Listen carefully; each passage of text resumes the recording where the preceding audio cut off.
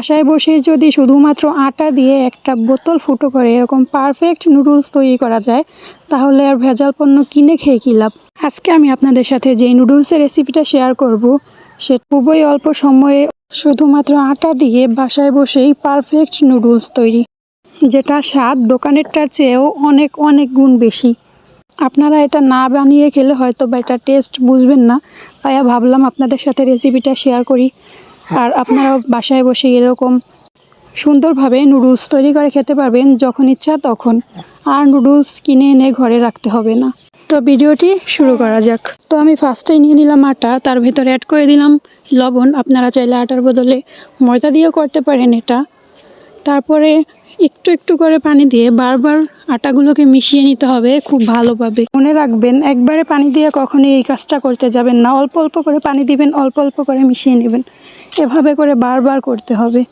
এবার আমি ব্যাটারটাকে ভালোভাবে হাত দিয়ে মিক্স করে নেব। তো মিক্স করা হয়ে গেলে ব্যাটারটা একটা বোতলে ভরে নিতে হবে।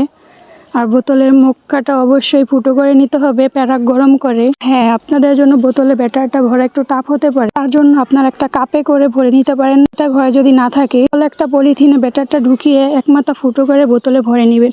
তো তারপরে দেখতে পাচ্ছেন কিভাবে আমি একটা ফ্রাই প্যানে গোল গোল করে ঠিক কয়েলের মতো করে দিয়ে নেব।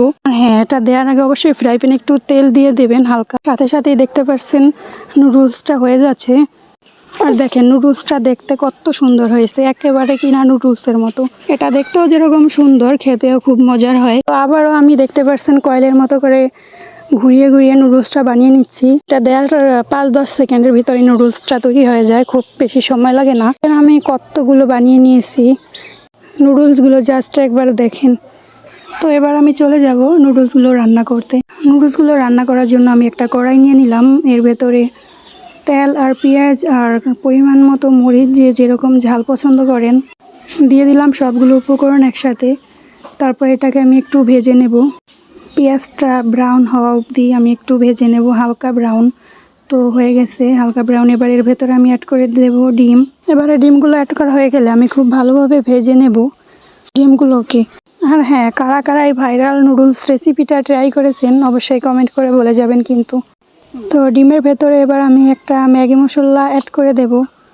এটা বাহির থেকে কিনে আনা না, তার জন্য ম্যাগি মশলা দিতে হবে এই নুডলসটাতে। এবার আমি আমার বানিয়ে রাখা নুডলসগুলো দিয়ে দেব। আর হ্যাঁ, এটা ভেঙে দিতে হবে না। আপনারা ভাবতে পারেন যে এত লম্বা লম্বাই কি থেকে যাবে আপু, না, এটা লম্বা লম্বা থাকবে না, আর কষ্ট করে ছিঁড়েও দিতে হবে না। আপনি নুডলসটা রান্না করার পর এটা এমনিতেই ছোট ছোট হয়ে যাবে। তো এবার আমি নুডলসের ভিতরে আরও 1 প্যাকেট ম্যাগি মশলা অ্যাড করে দেব। আর হ্যাঁ, বিশ্বাস করবেন না আপনারা, এটা দোকানে কেনা নুডলস থেকেও অনেক অনেক বেশি স্বাদ। আমি নুডলসের ভেতরে শেষে দিয়ে দেব ধনিয়া পাতা কুচি। তো ধনিয়া পাতা কুচি দিয়ে আমি কিছুক্ষণ নেড়ে চেড়ে নেব।